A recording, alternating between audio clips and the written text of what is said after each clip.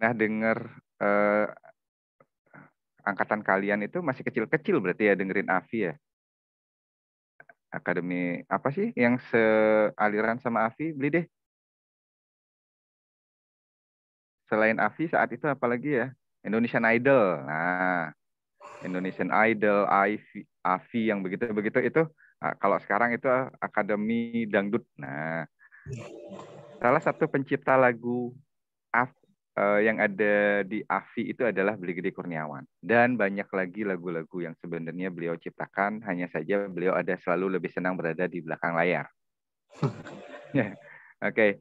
Eh, Sekali lagi, kenapa saya memilih Beli Gede untuk sebagai tokoh inspiratif? Dikarenakan selain beliau seorang musisi, musik arranger, kemudian yang paling membuat saya itu tertarik adalah eh, Beli Gede ini sangat memahami bagaimana cara mengubah budaya itu atau memasukkan unsur budaya ke dalam musik dan kemudian memperkenalkannya lewat promosi-promosi wisata, termasuk promosi wisata ke luar negeri, kemudian pemertahanan lagu-lagu daerah.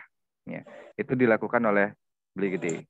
Saya tidak akan berpanjang lebar, mungkin Cindy izinkan saya langsung memoderatori. Baik, Bapak, Atau Cindy dipersilakan. Oke, silakan Beli Gede, saya stop share screen dulu. Silakan Beli Gede untuk mulai memperkenalkan diri dan kemudian untuk bercerita menginspirasi adik-adik mahasiswa yang ada di seluruh Indonesia ini. Terima kasih. Oke, terima kasih Pak Yuda dan Cindy yang sudah mengundang saya untuk live Zoom pagi ini. Jadi selamat pagi buat teman-teman semuanya. Salam sehat selalu. Perkenalkan, nama saya I Gede Kurniawan Wisesa. Saya berasal dari Singaraja, Buleleng, Bali, dan juga memang sudah berteman lama dengan Pak Gung Yuda. Sama-sama berkarir di musik dulu waktu masih muda. Sekarang beliau sudah aktif di kampus, jadi mungkin agak jarang main musiknya. Cuman saya tahu beliau masih sering bikin lagu, sering kontak-kontak saya, "Deh, saya ada lagu nih, kita ngobrol." Nah, terus kemudian saya akan bercerita sedikit tentang bagaimana awal bermusik saya. Jadi saya mengawali bermain musik yaitu sekitar umur 10 tahun. Awalnya bermain gitar, dibelikan gitar oleh orang tua saya, dan kebetulan juga lingkungan keluarga saya adalah musisi. Bapak saya adalah pemain piano, dan ibu saya adalah seorang penyanyi keroncong. Katanya sih zaman dulu udah sering ikut kompetisi juga di tingkat-tingkat provinsi, nasional gitu. Nah, terus setelah umur 10 tahun itu saya mengawali musik. Jadi itu kan masih SD.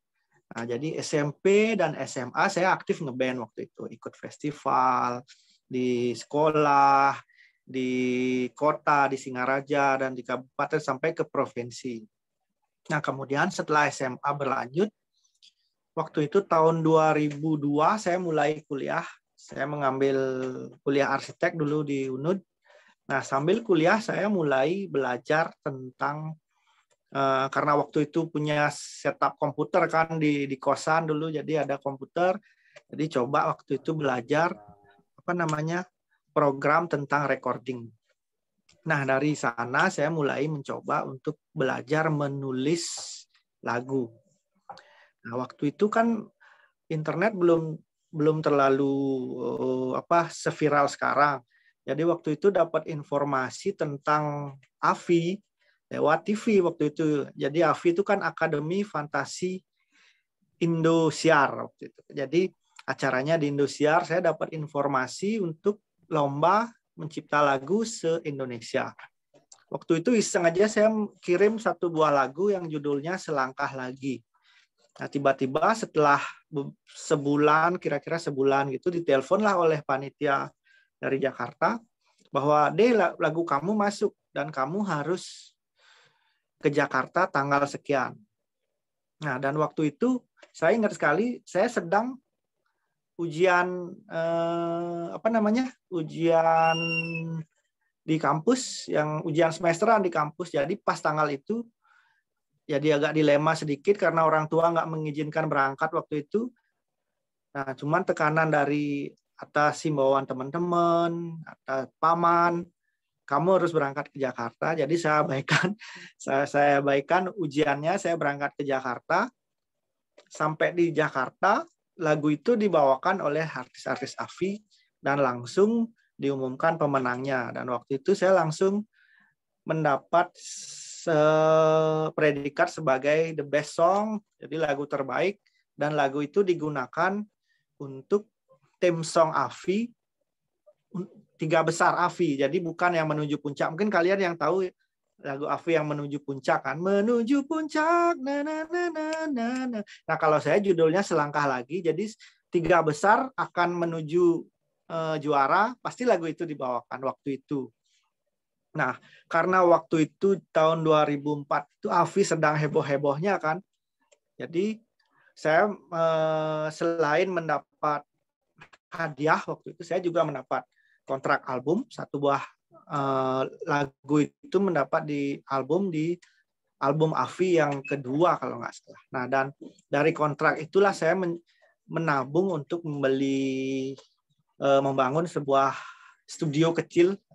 Jadi dari hadiah itu saya kecil perangju, dan mulai bisa dibilang itu adalah titik awal karir saya di industri musik di Bali. Jadi waktu itu saya membuat studio kecil dulu, terus kemudian nabung, akhirnya bisa menjadi studio rekaman sampai sekarang. Namanya Demores Rumah Musik. Jadi nama studio saya adalah Demores Rumah Musik. Nah, setelah perjalanan karir dari AFI itu, mulailah saya berkenalan dengan banyak teman. Salah satunya saya ketemu idola saya, Bli Dewa Bujana. Bli Dewa Bujana itu mengajak saya untuk bergabung di proyek Nyanyian Dharma.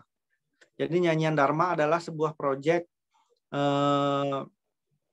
musik yang membawakan lagu-lagu lebih mengenalkan ke budaya Bali, Hindu Bali. Jadi seperti doa, cuman dibawakan dengan bernyanyi, dibawakan dengan musik modern seperti itu. Nanti kalian mungkin bisa lihat nanti di YouTube Nyanyian Dharma. Ada 1 lagu yang saya nyanyikan di sana, dan grup itu sampai sekarang masih aktif, juga masih membuat album, masih produktif, dan masih mengadakan konser. Walaupun sekarang sedang pandemi, tapi kami tetap berkarya di studio. Nah, selain itu, selama perjalanan bermusik, saya juga berkesempatan membuat band, artinya diajak ngeband sama teman-teman di Bali yang namanya Bali Blues Brothers. Jadi Bali Blues Brothers adalah sebuah band yang berbasis musik modern, musik blues, namun musik tersebut dikombinasikan dengan permainan suling, dan waktu itu dimainkan oleh Gus Teja.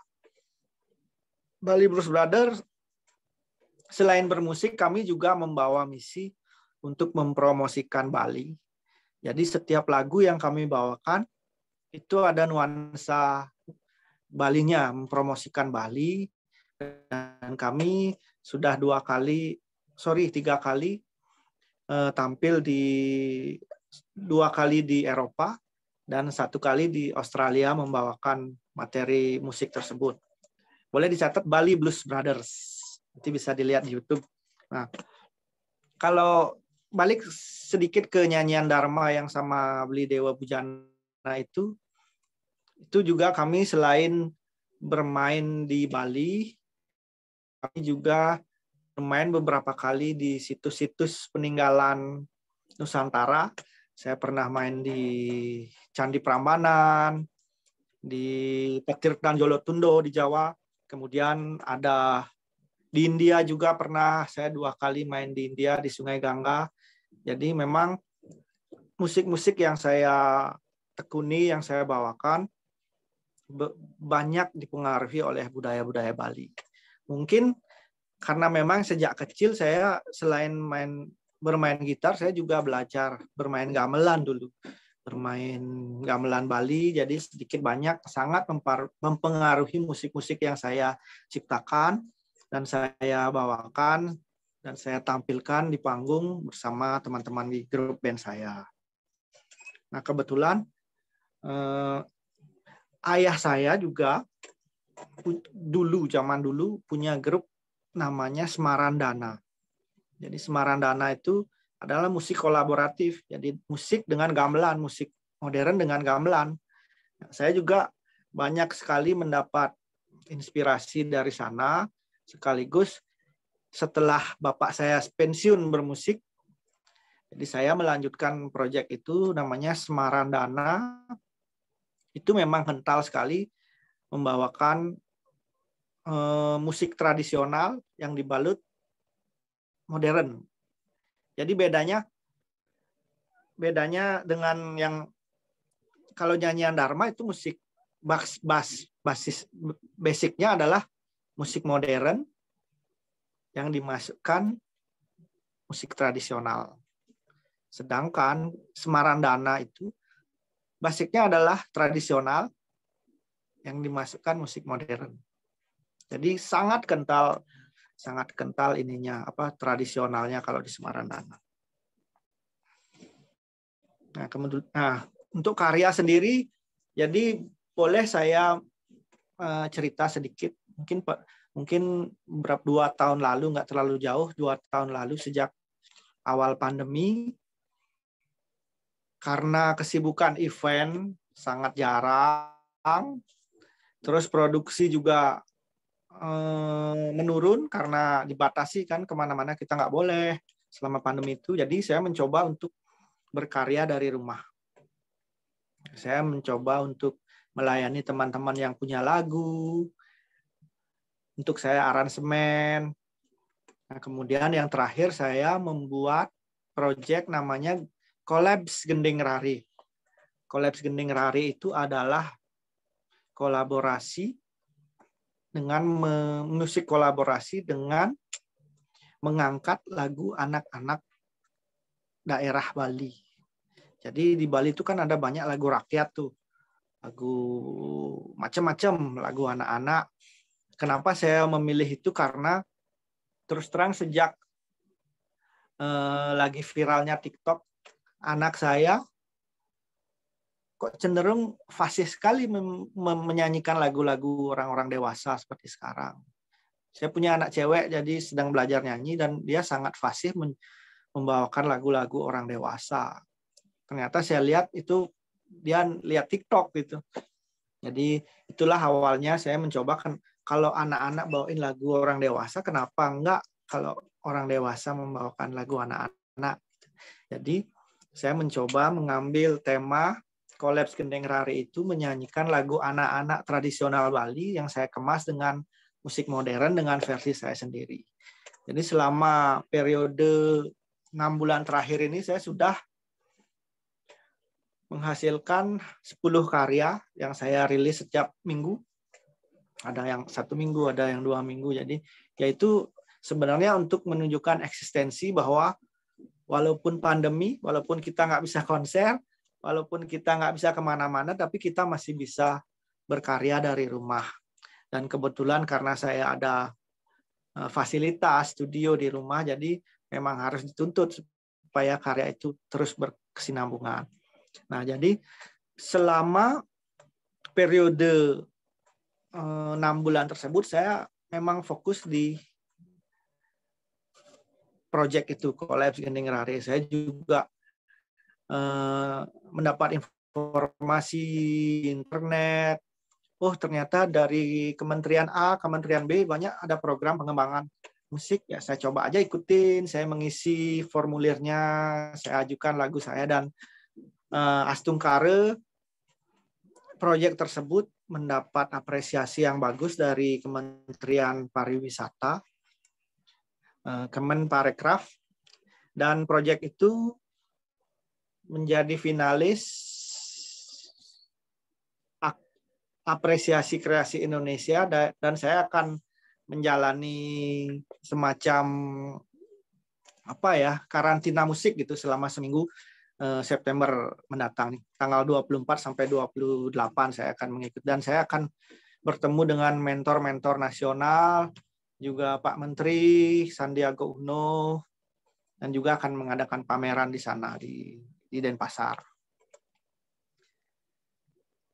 Nah, terus saya sedikit akan bercerita tentang, nah kalau zaman dulu main musik, apalagi festival, itu kan kita bisa dibilang berkompetisi, tapi dengan menunjukkan kreativitas. Ada festival band, ada festival bernyanyi, solo, macam-macam deh pokoknya. Nah, kemudian dari segi karir pun begitu zaman dulu.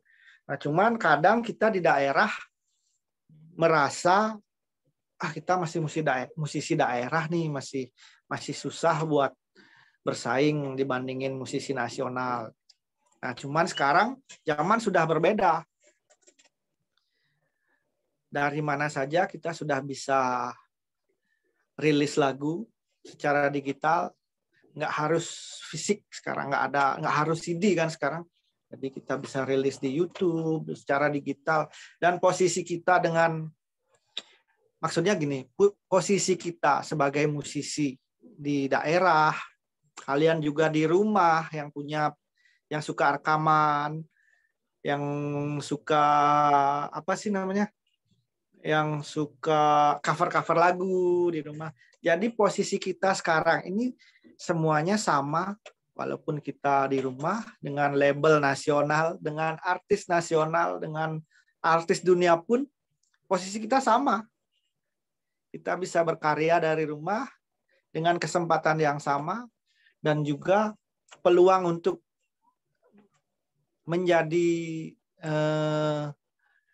terkenal itu sama. Jadi nggak, secara ini motivasinya adalah kalau kalian punya bakat bermusik, nggak usah ragu, sekarang kalian bisa rilis lagu kalian, bikin lagu, ciptakan yang baik, harus pede. Dan nggak usah ragu-ragu lagi, kalau memang punya karya, ya udah rilis aja di digital. Terus apa lagi ya, Pak Yuda, kira-kira apa lagi nih yang harus saya obrolin di sini? Kalau ada yang mau diskusi, tanya-tanya boleh.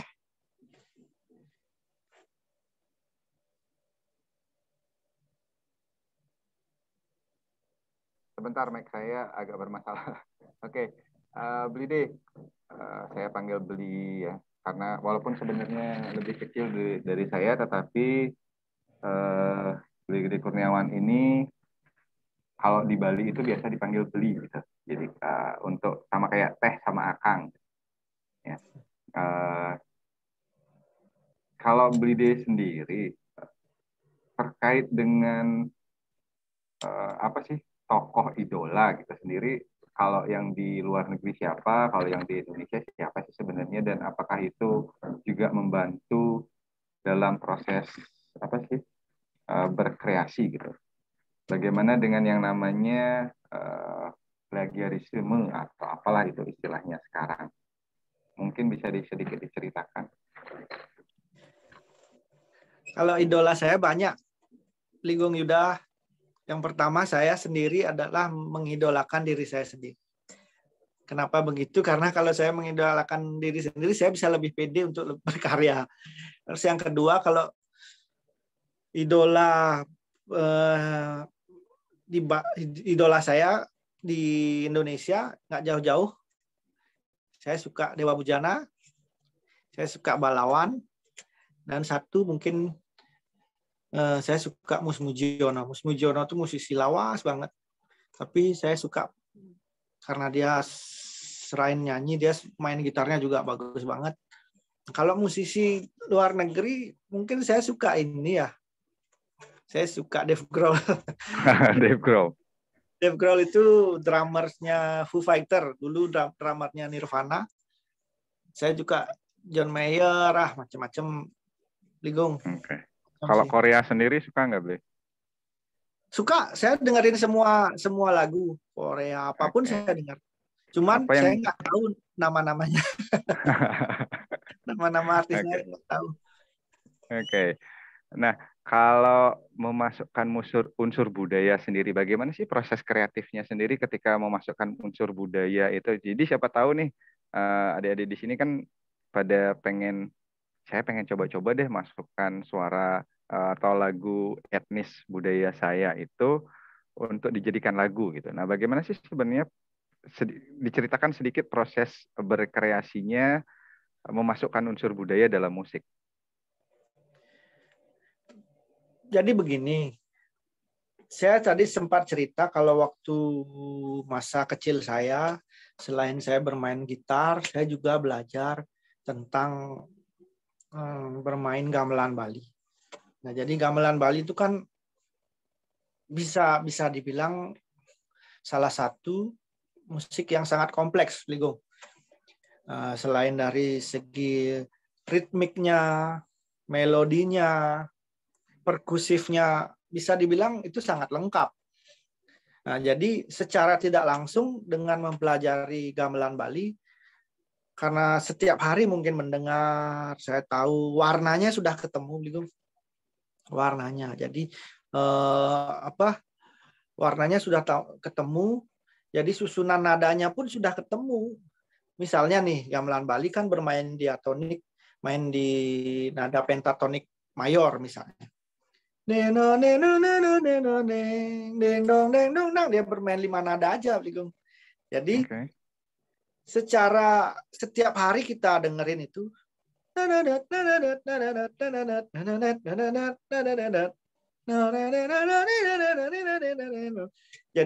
Jadi secara nggak langsung warna itu udah masuk ke kepala kita.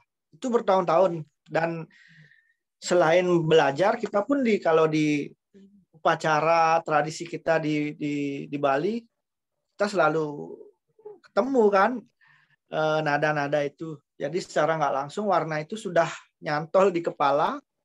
Jadi ketika saya menulis lagu, warna itu pasti ikut dia. Oke, jadi semacam pembiasaan ya sebenarnya. Ya, Jadi terbiasa mendengarkan, kemudian otomatis nada-nada itu akan masuk juga, misalnya na na na na na na na na na na na na nah na na itu na na. termasuk Oke, ritmenya dia. oke, Secara temponya dan kapak dengan bunyi kendang Bali yang itu secara nggak langsung secara tempo lagu kita pasti bikinnya yang lebih ngegroove, yang lebih artinya yang lebih ngebeat gitu. oke. Tapi ada juga berapa seperti di Bali sendiri, di Bali Utara, di Bali Selatan itu kaya sekali akan nuansa-nuansa, warna-warna nada-nada lagu. Jadi nggak usah jauh-jauh, beli di Buleleng saja kita di Buleleng Timur, Buleleng Barat ada perbedaan antara tabuh misalnya. Tabuh itu jenis-jenis lagu dalam gamelan Bali. Tabuh di sini, di timur begini, di barat begini, di selatan begitu. Itu dalam lingkup daerah yang di Bali saja kita sudah sangat kaya akan perbedaan. Dari itu baru dari lagu saja, belum lirik, belum bahasa. Jadi kita sangat bersyukur kita berada di Nusantara yang benar-benar kaya sekali akan budaya, dan mungkin itu nanti akan kalau kita terlena sedikit bahaya itu Ligeng, karena sedikit-sedikit bisa orang lain yang mengakui budaya kita. Kalau tadi terkait dengan musiknya sendiri, nah kalau terkait dengan lirik, inspirasi untuk mengambil lirik-lirik itu sendiri dari mana? Kemudian apakah ada bercerita tentang budaya nggak sebenarnya dari lirik-lirik? Kalau lirik biasanya dari pengalaman yang sering kita dapatkan, termasuk juga melihat sesuatu atau kadang membaca juga, membaca juga banyak. Ya. Oke, mungkin dari yang lain ada yang ingin berbagi pengalaman atau bercerita atau bertanya, silakan, kesempatan diberikan. Maria atau siapa, kemudian Dewi, Ataya, silakan. Sri, ada yang mau ditanyakan misalnya Sri? Sri Indah?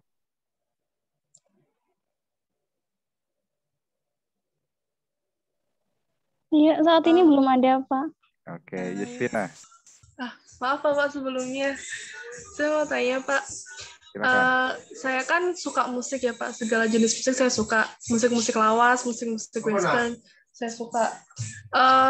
Untuk jadi seorang musisi atau menciptakan lagu itu apakah harus paham teori-teori? Silakan Lidi dulu, mungkin jawab. Ini pertanyaannya menarik sekali dan kebetulan sesuai dengan yang saya alami. Jadi saya memang musisi otodidak. Saya memang nggak pernah belajar musik secara teoritis, nggak pernah sekolah musik, walaupun dulu punya cita-cita sekolah musik, cuman nggak kesampaian.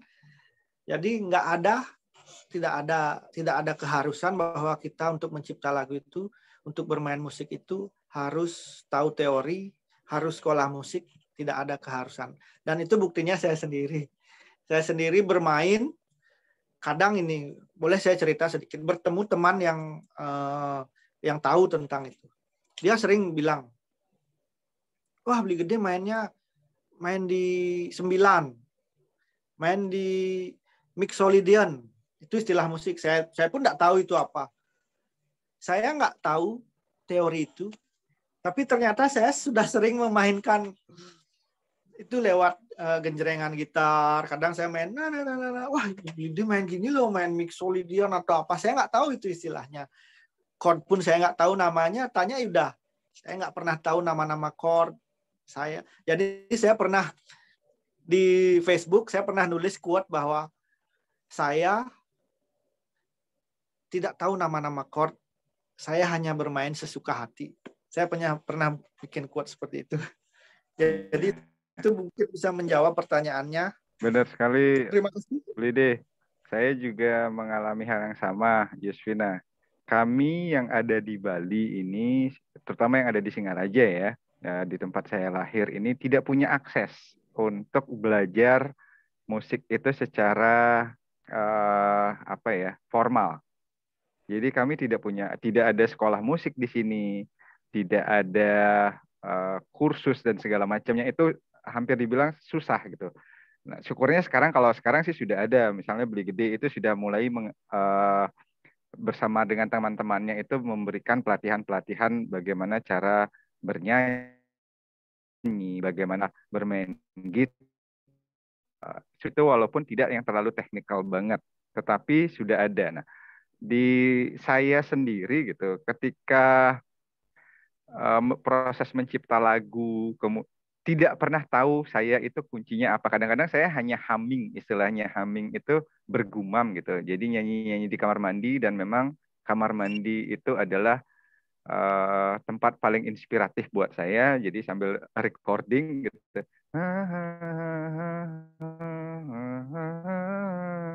Oh, asik juga nih nadanya. Kemudian saya jadikan lirik gitu. Dan liriknya pun ya sekena hati saya. Kalau Beli Gede mungkin musiknya atau liriknya lebih membangun. Kalau saya itu lebih ke yang apa ya? Lirik-lirik yang nyeleneh gitu. Kalau boleh dibilang lagu-lagu saya itu lagu-lagu nyeleneh gitu. Aku cinta kamu tapi bohong, yang model begitu. Dan lagu-lagu semacam itu yang lagu-lagu yang bisa diterima di anak-anak muda kalau saya. Sehingga kesempatan juga ya Beli ya saat itu bisa untuk masuk di musika. Ya, sekali lagi walaupun tidak berhasil untuk tanda tangan kontrak karena kegagalan manajerial, tetapi musik-musik yang tanpa diketahui, kita yang tanpa pengetahuan bermusik pun sebenarnya bisa kok menghasilkan musik, bisa menjadi penulis lagu. Anda masih belum percaya? Melly Goeslaw contohnya, ya. Melly Goeslaw itu sama sekali tidak tahu yang namanya nada, tidak tahu yang namanya partitur, tidak bisa memainkan alat musik sama sekali. Ya. Tetapi coba lihat lagu-lagunya, coba lihat prosesnya dia ketika mencipta lagu. Keren banget gitu. Karena ketidaktahuannya tentang teori musik malah membebaskan dia untuk menciptakan nada lagu yang khas dia gitu, unik banget gitu. Tidak harus dibatasi oleh, oh kalau dari nada C itu harusnya ke D, dari C itu ke G. Enggak, dia enggak pakai yang begitu gitu. Mau dari C ke F, Z, apa gitu misalnya saya nggak ngerti. Tetapi tetap dia berkreasi gitu, menciptakan nada-nada yang unik gitu. Bagaikan angin, deg, di sore hari, deg, deg. Itu nadanya polanya boleh dibilang apa ya, standar banget gitu, tetapi jadinya asik gitu dibawakan oleh dia dengan gayanya dia yang menyanyi pun dia tidak teknikal ya. Berbeda misalnya dengan penyanyi-penyanyi teknikal macam uh,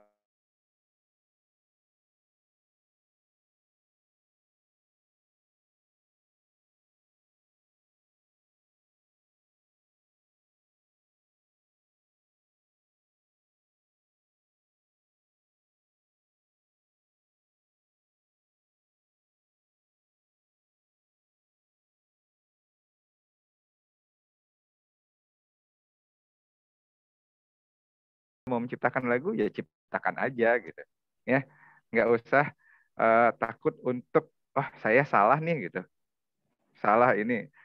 Nggak ada di musik itu, nggak ada nada yang salah gitu. Semua ketika kalian tekan nada tertentu itu sudah ada nadanya gitu. Mau alat musik apapun, drum pun sudah ada nadanya gitu. Jadi tidak usah salah gitu. Anda mau ngomong itu sudah ada nada sendiri gitu. Cuman masalah enak atau enggak diterima. Iya kan? Benar sekali Pak Yuda. Ya. Ada yang mau ditambahkan, Bide? Atau ada yang lain mau menambahkan misalnya? Ada yang lain Ada mau nanya atau apa? tadi siapa mau? Oh ya, Ini ngomong-ngomong dari mana aja nih Pak Yuda? ada yang dari Jawa Timur, Jawa Tengah, kemudian dari mana lagi ya, kemarin saya catatan saya. Gimana Maklumlah, kakak masing-masing? Alhamdulillah.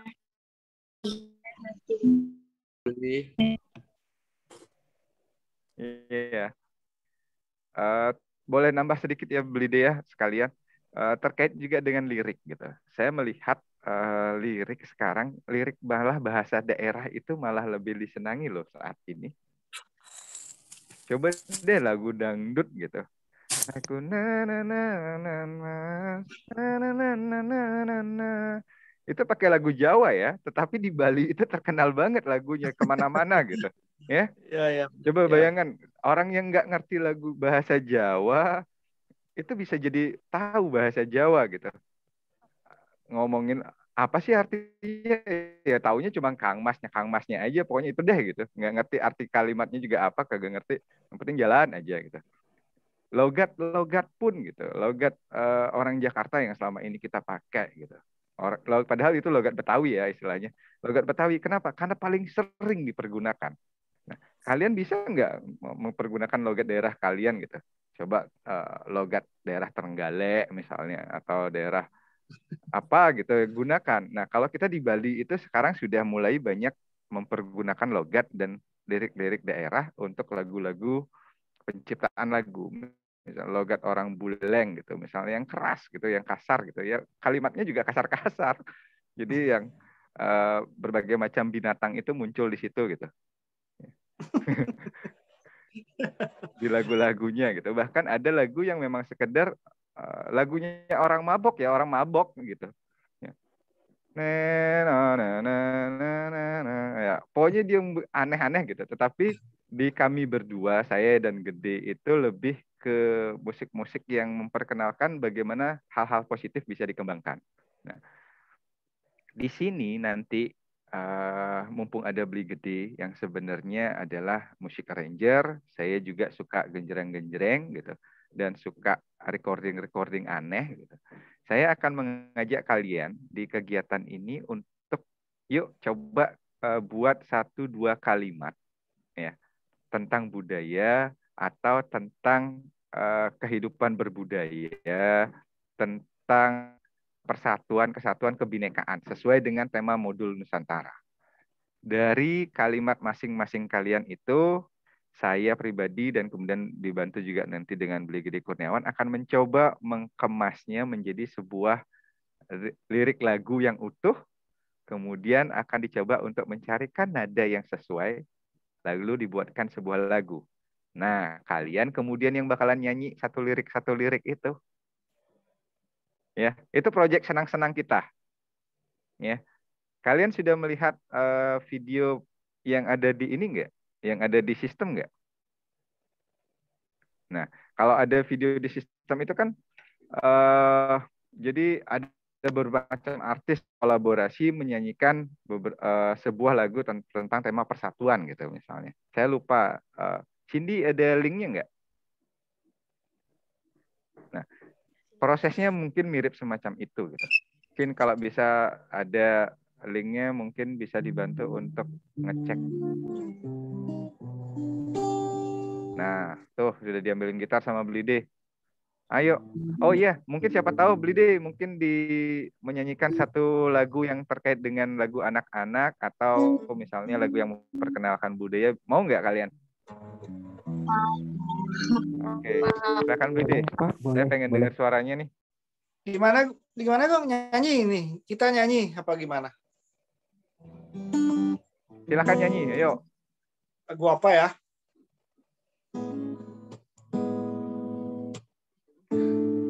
Ini kedengeran nggak gitarnya? Kedengeran. Kedengeran Pak, kedengeran. Ini saya mau coba sepenggal aja ya lagu tradisional Bali, lagu anak-anak. Apa ya judulnya? Jenggot Uban. Ligong Yuda dulu jenggotnya uban. Kaki-kaki tong demebong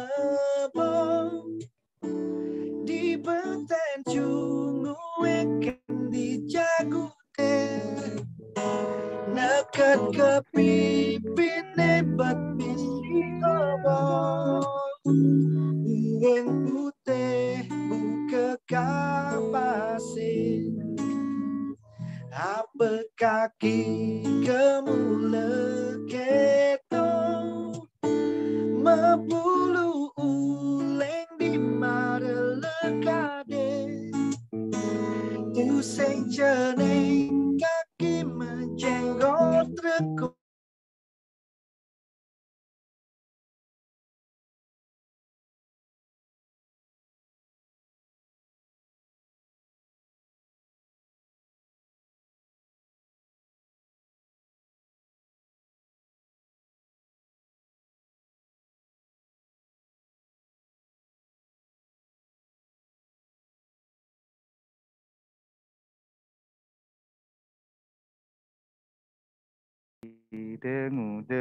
Jadi itu mempertanyakan kakek kok punya ada rambut sih di apa sih namanya di dagunya gitu.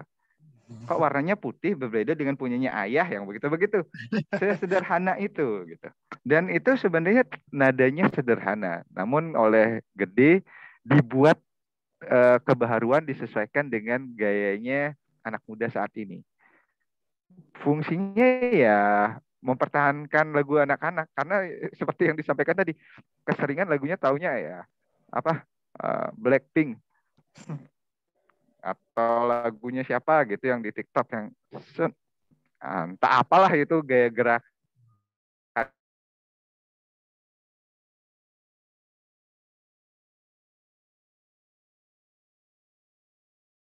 Sekarang bagaimana kita memperkenalkan budaya kita TikTokan dengan lagu tarian Bali misalnya yang paling terkenal TikTokan kemarin saya sempat apa sih namanya yang ada yang kemudian nyanyi nari itu apa sih? Lati. Nah, ya Lati. Itu kan budaya Indonesia diperkenalkan. Orang jadi tahu gitu. ternyata tarian Indonesia itu, tarian Bali, tarian segala macamnya itu keren-keren gitu, ya kan? Nah, kalian juga bisa menggunakan TikTok sebagai sarana untuk mempromot budaya, mempromot persatuan gitu. Jadi lagu-lagu, hal-hal yang sesuai dengan feeling kalian lah. Gitu. Oke. Ada lagi yang mungkin ingin ditanyakan? Ada pengen di request lagu misalnya? Asik. Sebenarnya saya ingin menceritakan pengalaman saya sih.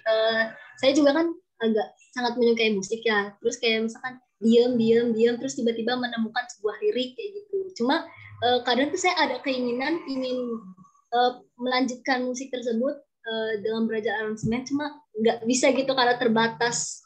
Saya tidak terlalu memahami alat musik gitu. Sebenarnya ada sih liriknya tuh kalau nggak salah 2 kalimat. Seperti ini. Coba disampaikan liriknya kayak apa? Nah, itu sih sebenarnya saya baru menemukan segitu aja sih liriknya. Kalau untuk nadanya wah, ini sudah ada yang ngeluarin lirik nih. Di mana? Untuk nadanya ya, sebentar. Ku rindukan dia, cintai dia, ku sayangi dirinya, takkan ada yang bisa menggantikan dirinya di jiwaku. Ku rindukan dia, cintai dia, ku sayangi dirinya, takkan ada yang bisa menggantikan dirinya di sisiku. Itu aja sih. Asik. Itu kan sudah tinggal dimasukkan ke, nah yang begitu di-record nggak? Saya record, cuma kok saya ada keinginan mau menambahkan lirik itu, cuma masih belum tahu untuk nada yang selanjutnya gimana, terus kayak untuk aransemen musiknya yang seperti apa gitu. Pernah coba kolaborasi nggak? Belum pernah coba sih, karena belum nemu yang temen yang bener-bener bisa juga sih. Karena waktu itu om saya kan emang dia pemusik juga. Saya juga pernah bilang ke om saya, cuma agak nggak bisa karena emang kerjanya juga agak banyak. Jadi saya juga pernah kayak konsul dengan om saya kayak gitu. Cuma emang katanya coba kamu terusin aja, lanjutin aja lirik-liriknya kayak gitu. Cuma kalau untuk aransemennya masih belum bisa sih saya. Oke. Proses aransemen sebenarnya di belakang ya, Blide ya. Kalau di kita itu biasanya kita kasar aja dulu gitu. Ya. Itu sebenarnya sudah proses mencipta. Dikasar dulu, direcord aja dulu pakai suara sendiri, kemudian atau Anda punya inspirasi musik. Itu fungsinya punya inspirasi musik sehingga Anda punya saya pengen refnya model begini nih gitu. Jadi musiknya kayak lagunya si ini gitu. Jadi orang pun bisa menerima untuk menerjemahkannya, atau musik arranger itu bisa menerjemahkannya musik Anda menjadi sesuatu yang mirip begini, jadi kuncinya ada di sini gitu misalnya ya. Dicoba saja, mungkin nanti tadi siapa, Fauzia ya, mungkin bisa kalau mau gitu bikin aja semacam cover atau bikin lagu sama Blide gitu, misalnya Blide Kurniawan gitu sebagai musik arranger gitu, sekalian recording ya, saya yakin gitu bisa gitu. Atau sekalian ini cari temen gitu, cari temen yang memang bisa gitar, nggak mesti harus temen yang sudah kenal ya, coba cari-cari di internet kan, siapa tahu tuh ada yang suka main-main gitar gitu, coba aja mau nggak kerja bareng sama kita, kolaborasi sama kita.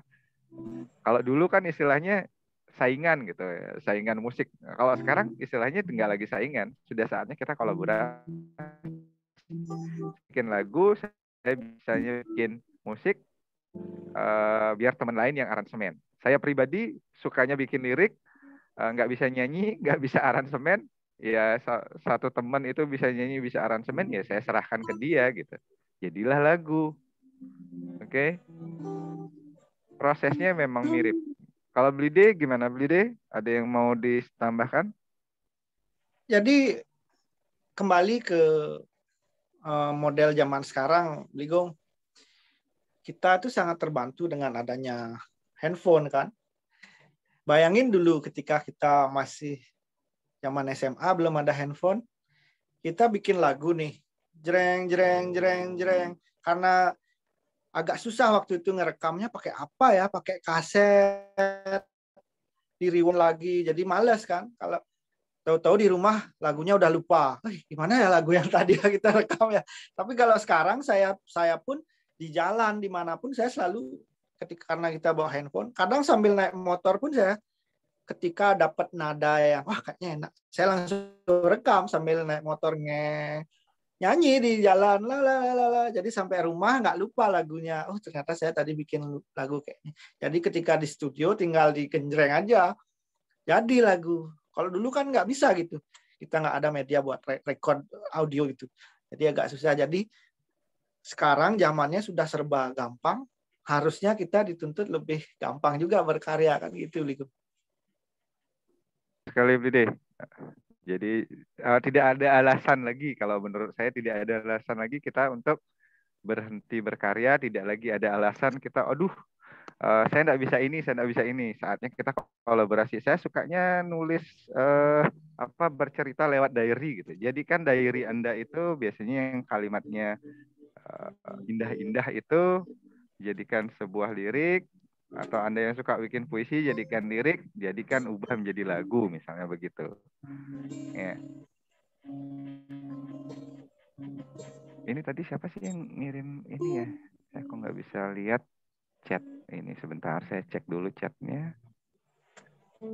Ada kurindu dia, cintai dia, kusayangi dirinya, takkan ada yang bisa menggantikan dirinya di jiwaku. Nah, ini diterjemahkan bebas pun bisa sebenarnya ya, beli dia.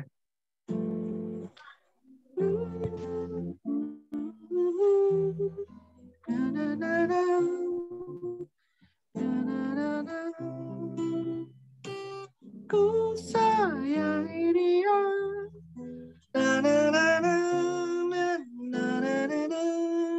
Itu sih kayaknya yang tadi. Iya. Iya.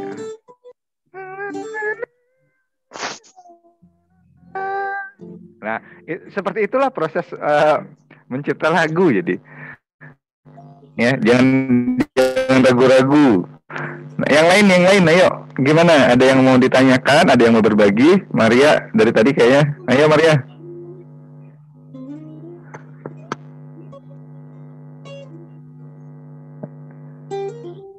Ada nggak? Yang lain ada yang mau ditanyakan atau ada yang? Bapak, Putri boleh berbicara nggak? Silakan. Ya, kalau Putri itu dari SMP senang musik kebetulan ya. Cuma dari dulu tuh sempat punya band juga. Terus sempat nyanyi di beberapa acara gitu. Bulan-bulan kemarin baru sempat kepikiran buat rilis lagu gitu, single pertama. Cuma Putri itu cuma punya modal nyanyi sama cuma punya liriknya doang gitu. Terus sempat nyari-nyari juga, kan Putri banyak teman ya. Putri ceritalah, Putri punya lirik nih bla bla bla. Terus cuma ditugasin gini. Oke, Putri cuma harus tugas Putri sekarang cuma harus cari tahu karakter Putri kayak gimana. Nah, sampai sekarang tuh bingung aku kayak emang karakter aku kayak gimana ya buat menemukan itu gitu. Gimana, Kak? Oke, silakan Dede. Ya emang karakter untuk menjadi seorang penyanyi itu sangat penting. Kembali saya bilang seperti yang tadi kasus gamelan tadi kan. Ketika dari kecil saya mendengar lagu gamelan Bali, jadi secara nggak langsung setiap hari kita kepala kita masukkan nada-nada itu. Jadi ketika saya menulis lagu, warna itu udah muncul dengan sendirinya. Gitu. Nah, jadi kesimpulannya gimana? Jadi ketika kita nyanyi, setiap hari kita nyanyi misalnya di kamar mandi, di rumah, di konser atau nah dengan intensitas yang sering itu warna kamu akan muncul sendiri nantinya. Jadi memang harus mencari karakter itu memang harus menjalani pengalaman juga, artinya memang harus melewati proses-proses nyanyi yang sering, ketemu panggung, ketemu musik yang kayak gimana, nanti akan muncul sendiri warna itu. Nah, warna itulah karakter kamu sebenarnya. Kasih Kak. Terus kalau misalnya Putri tuh ini udah ada nih lirik gitu, tapi aransemen dan lain-lainnya itu ya dibantuin temen, itu salah nggak sih? Maksudnya Putri kadang mikir, lah kan ini lagu aku kok aransemennya sama orang lain, harusnya sama sendiri gitu. Putri sempat mikir kayak gitu, cuma salah nggak sih Kak? Tidak Putri ada cuma yang modal salah. vokal dan lirik doang gitu. Saya sering dapat pertanyaan kayak gitu, lagu saya bagus nggak sih, lagu ini coba dengerin Beli deh, lagu saya gimana, enak nggak? Saya selalu bilang tidak ada karya yang tidak bagus, semua karya itu bagus. Jadi dari siapa yang mendengarkan, tergantung siapa yang menciptakan. Jadi semua karya itu bagus. Jadi nggak ada salahnya juga, tidak ada salah berkarya. Berkarya itu selalu benar kalau buat saya. Ya benar aja, boleh aja. Mau main aja juga boleh. Apalagi zaman sekarang, ketika kita berekspresi, kita bisa langsung kayak tadi mau rilis digital pun sekarang sudah zamannya emang seperti itu. Nggak perlu kita harus ke studio yang bagus, studio yang besar, kita harus punya label musik, nggak harus sekarang. Jadi ketika kamu punya lagu, dibuatin musik sama teman atau siapa aja, ketika dari segi audio sudah layak publish, sudah enak didengar, udah balance, ya udah. Itu udah karya kamu, bisa dirilis di YouTube, di platform digital manapun. Jadi sekali lagi tidak ada yang salah dalam berkarya. Makasih. Ya. Siap. Put, boleh nanya Put. Boleh. Putri sendiri sukanya musik yang gimana? Itu dulu. Putri suka yang pop, tapi kadang selalu ngerasa puas kalau Putri nyanyi yang slow-slow gitu.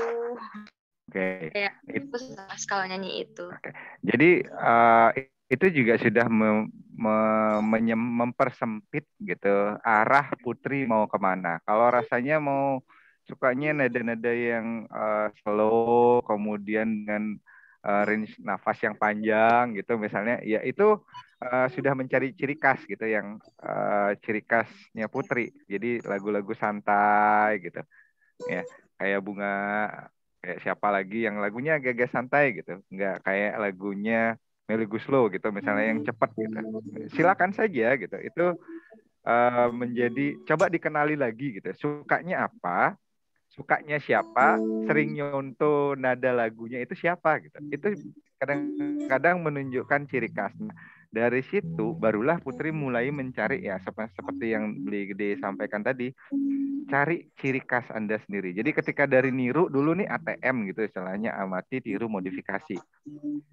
Saya misalnya sukanya si A gitu. Dari ini nadanya kemudian otomatis akan berubah menjadi nada Anda gitu.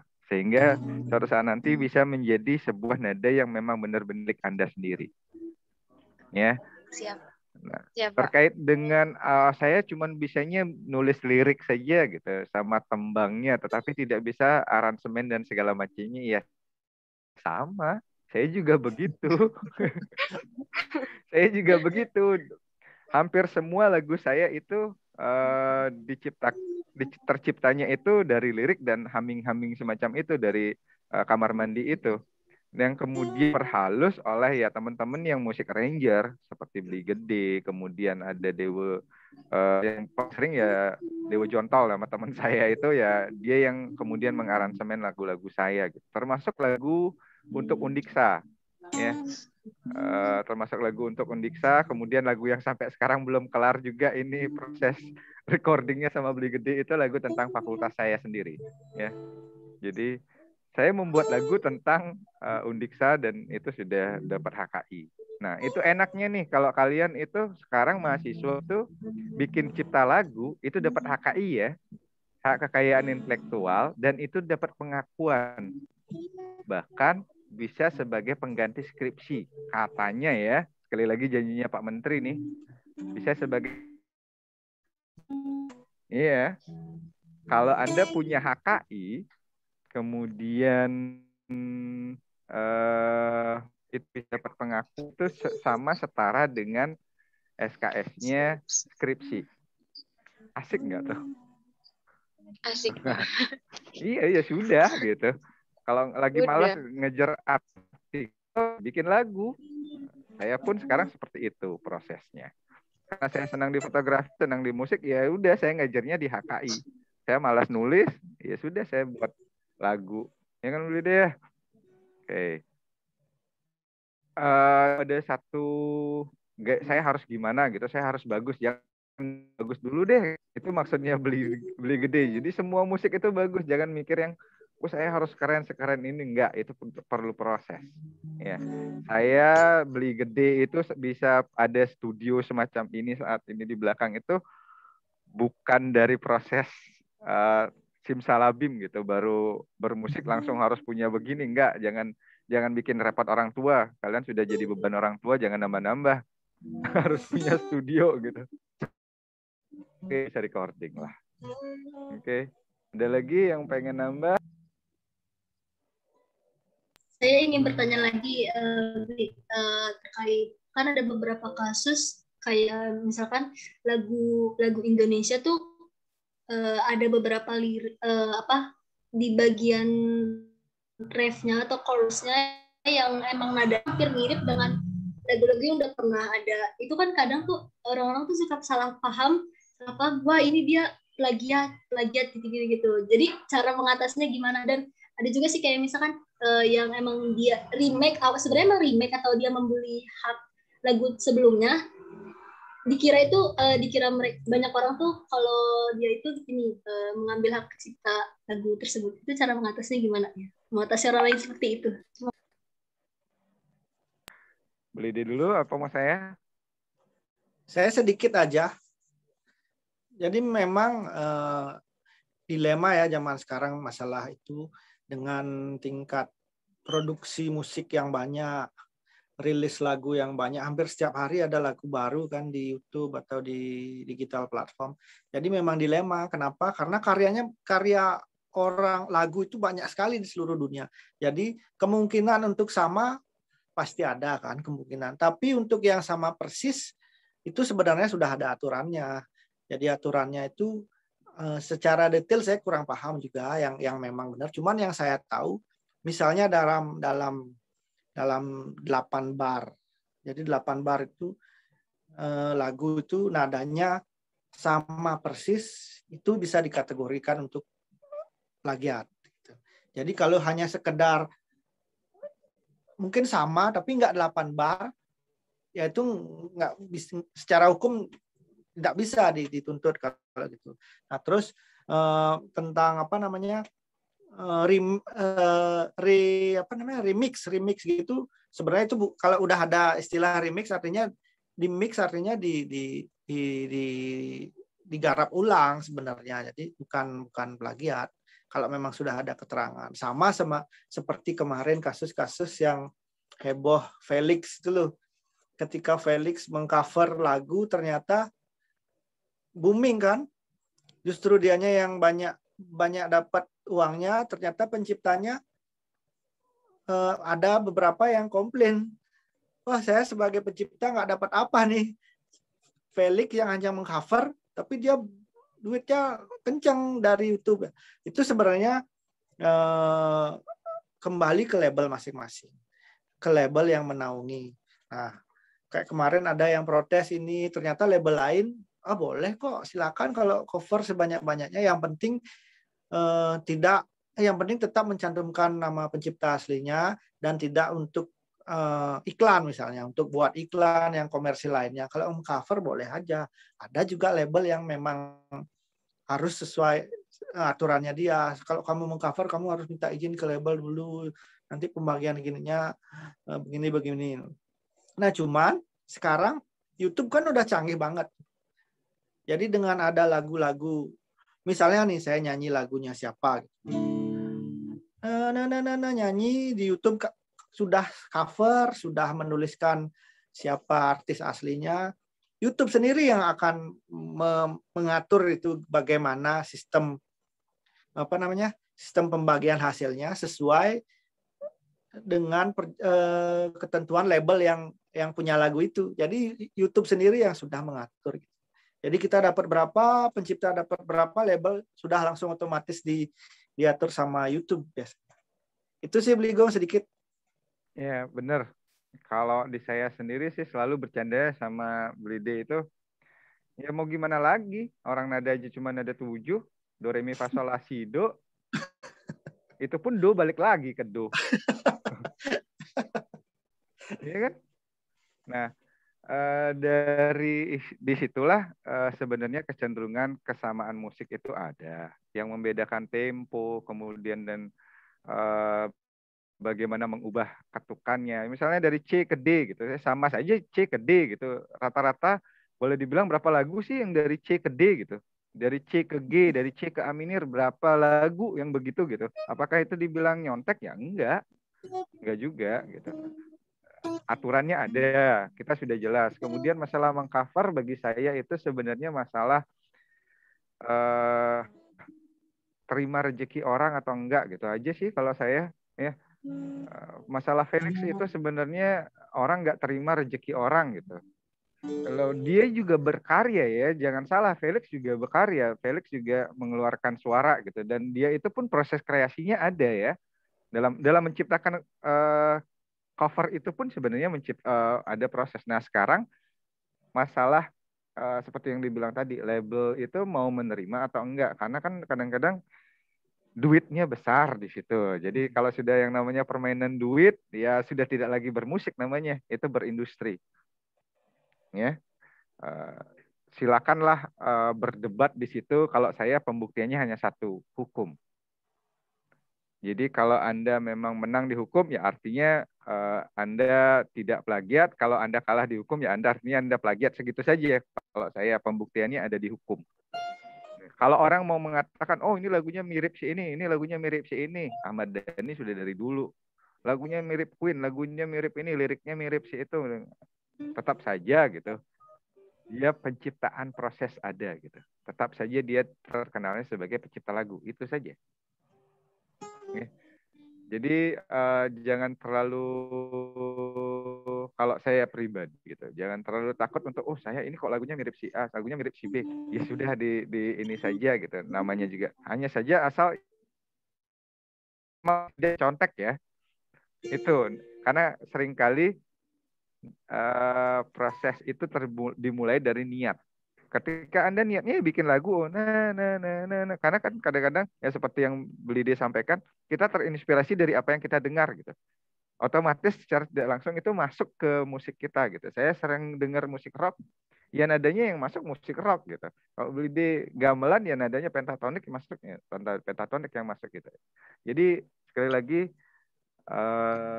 untuk mencipta lagu atau bermain musik itu ya saran saya ya let it flow aja gitu. Ya.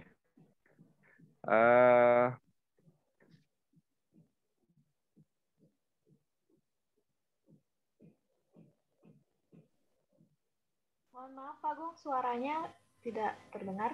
Oke.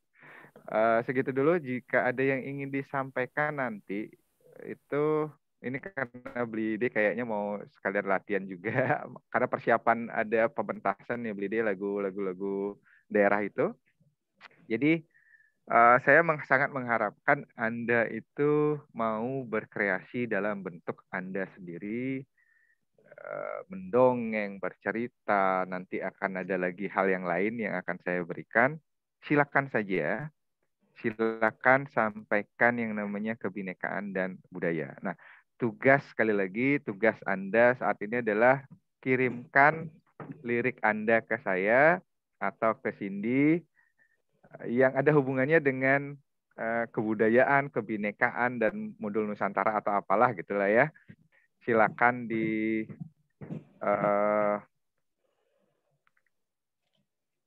dituliskan saja, disampaikan ke saya nanti. Insya Allah Astengkare bisa menjadi sesuatu yang mudah-mudahan bisa jadi lagu dan musik. Oke?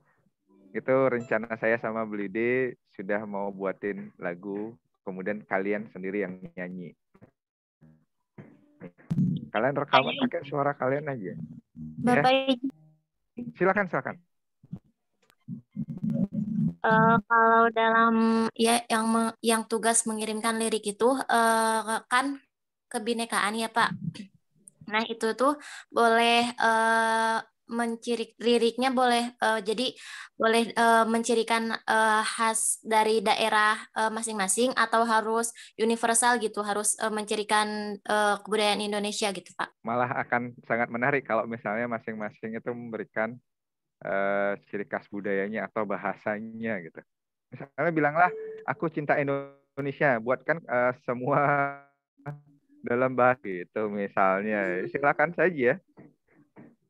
Atau kalau misalnya aku orang apa gitu. Kalau saya bilang Akin Bleleng gitu. Kalau Anda misalnya saya orang Bleleng gitu. Kalau kalian sendiri di daerah saya orang Surabaya, aku orang Jawa atau apalah gitu. Silakan saja dimasukkan unsur-unsur budaya tersebut ya. Let it flow. Jadi kalian mau nulis apa saja tentang kebinekaan, mau pakai budaya kalian, mau pakai universal, silakan. Nanti saya akan coba pilih-pilihin lirik yang asik gitu untuk kemudian dimasukkan ke dalam lagu. Ya. Terima kasih Pak. Sama-sama.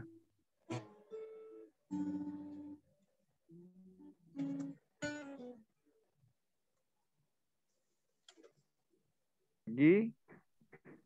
Oke, baik. Terima kasih. Sebelumnya saya ucapkan kepada Pak Gung Yuda dan juga kepada tamu kita pada hari ini, Bli Gede Kurniawan, yang sudah berkenan untuk mengisi pertemuan kita pada hari Sabtu kali ini. Sebelumnya, seperti arahan dari Pak Gung Yuda mengenai tugas mengenai lirik lagu tersebut, nanti akan saya setting di Sepada dan akan dijadikan sebagai bahan untuk presensi pada hari ini, dan nanti untuk arahan presensi akan saya informasikan lebih lanjut di grup WhatsApp. Dan tentunya saya ucapkan sekali lagi terima kasih kepada seluruh teman-teman juga yang telah berkenan hadir pada hari ini, dan minggu depan kita akan bertemu kembali lagi tentunya dengan topik yang menarik juga dan dengan tamu yang spesial pula. Jadi saya ucapkan selamat siang untuk semuanya, ingat jaga kesehatan, dan salam kebinekaan. Beli deh. Oh ya. Mati.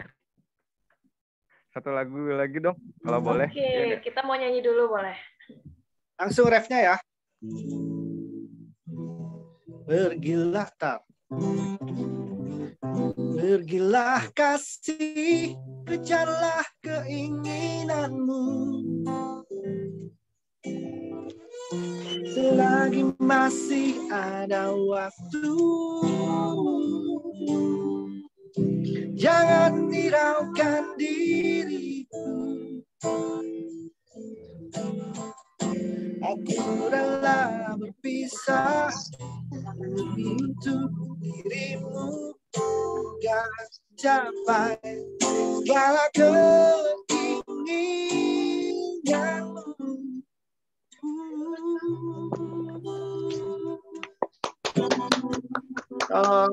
Wah, ternyata Pak Gung Yuda sama Bli Gede satu ruangan ya. Ruangan beda. Luar biasa. Ya. Ya, oke, terima kasih.